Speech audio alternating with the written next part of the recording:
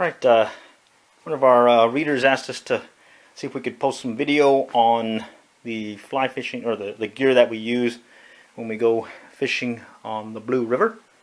It's pretty much in general, this is what we bring with us when we go fly fishing for trout. So first thing we'll do is we'll start out with a 5-weight fly rod. This one's a Echo Ion fly reel, and it's a Eagle Claw graphite rod bought several years ago, can't remember when, and it's a 9-foot 5-weight. And what we'll do is we'll overweight it with a 6-weight line, just to give it a little extra oomph when we're casting. Also helps when we're having to do a lot of roll casting. So that's what we'll usually use when we're heading to a new place and not sure what's going to be out there.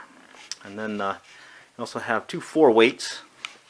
One's on a Redington rod and a Ross fly reel, and this one's on a Cabelas TLR 7.5-foot fly rod, also on a Ross fly reel.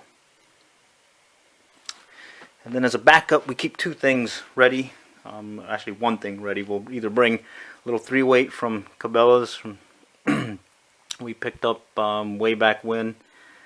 Breaks up into 4 pieces, and we like having it just ready in case something goes wrong.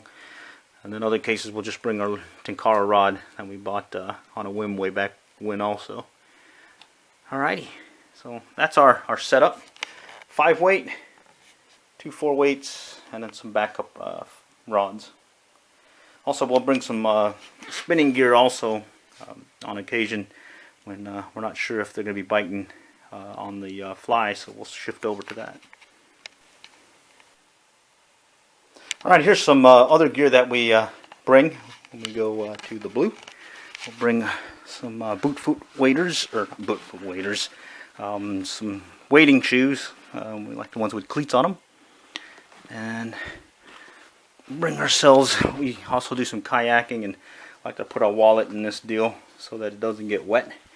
A lot of times we don't plan on it, but sometimes end up taking a dunk and get wet, and so we like to keep our wallet wet along with other stuff in our wallet, so that helps. We'll use a creel so we can put our catch in there, and then one thing we do like using is this little plastic holder so we can put our name and our license number on our creel, or if we don't use a creel, we'll use a stringer so that we can also stay legal, as in Oklahoma they require you to have your name and license number on your stringer. Also, because it's very slippery at times and because of the rocks and whatnot, there's a tendency to fall in the water, and this stick that we picked up first time we went to the Blue, and we took a dunk, got wet, so we grabbed one of these and stayed dry the rest of the time, or at least didn't slip afterwards. And thought about getting the normal wading stick, but this seems to be working pretty good. All this is just a stick that we had seen in the river, grabbed it on the riverbank, and added a little line, some athletic tape, a little clip on there, and it's worked out so far. So we do strongly suggest that you do have a wading stick while you're on the Blue. And then here's our net, and we made some adjustments with the net where took the elastic and then took an old cord from a cell phone charger and added this, so that gives us a little bit more room now, so we can use our net with more freedom without getting tangled with things. So that's some other stuff that we use. Alright, for some of the flies that we've been using this last round, we've been going with near deers pattern that we got from Tarpon Fishing Fly on the Texas Fishing Forum. There's several variants of it,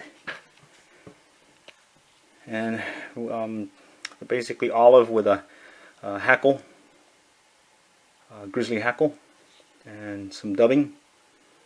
And we got some in size 1/80th or 1/84th ounce, and one 1/100th ounce. And then here's one that we bought at one of the stores, and can't remember when, but that's another variant of it. And this is one that we picked up when they were offering some pretty good flies over there at Scotty's one-stop shop over there by the Blue. And this one works pretty well. Not sure what it's called, but it's worked pretty well at times for the trout. And then we do keep some variety of woolly buggers. We got brown or olive browns and black. And then we'll keep some egg patterns handy. San Juan worm, some midges, as well as some dry flies. And then when a hatch is going on and all they're biting are these really tiny midges, size 22, 24, even 26, we'll keep these guys handy. And this one has a little indicator on top, or like a little parachute. And this is one that we took from a pattern from one of the DVDs at the that we picked up at Scotty's with, I can't remember who made it, but it was part of the Blue River fly fishing group, I believe. So some good patterns there, including the midges, and then we'll also keep these other midges handy. So just whatever works, we'll switch whatnot and see what happens. And hopefully they'll stay. We got some soft hackles, as well as this is a variant of a Griffith's gnat,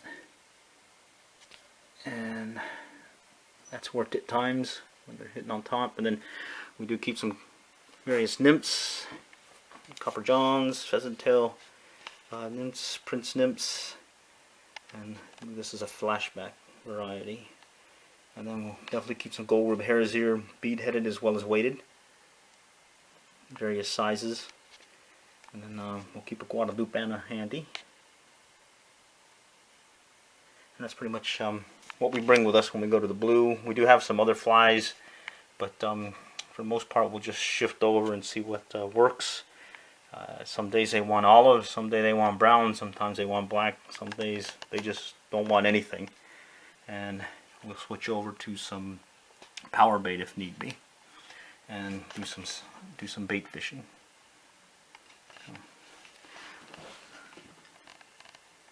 Just a view again of some of the flies that we use. So I hope this is helpful, and until next time, we'll catch y'all later, and good luck and good fishing. Alright, one couple of last notes. Here's the power bait we like using.